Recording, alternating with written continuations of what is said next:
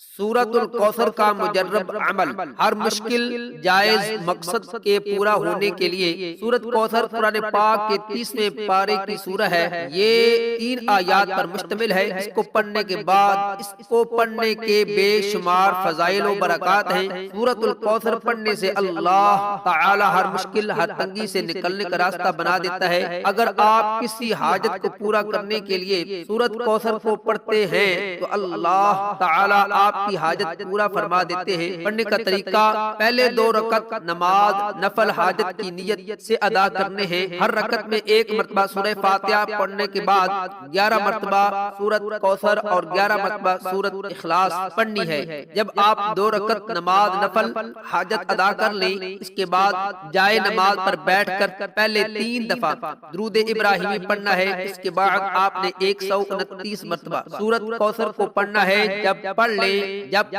گے تو آپ نے آنکھیں بند کر کے مکمل توجہ سے اللہ تعالی کا ایک اسم مبارک یا سمیعو یا سمیعو یا سمیعو کو 100 مرتبہ حاجت کا تصور ذہن میں رکھ کر پڑھنا ہے۔ آخر میں 3 دفعہ درود ابراہیمی پڑھ کر رو کر اللہ تعالی سے حاجت کے لیے دعا کریں۔ انشاءاللہ جو بھی مانگیں گے صبح ہونے سے پہلے حاجت پوری ہو جائے گی۔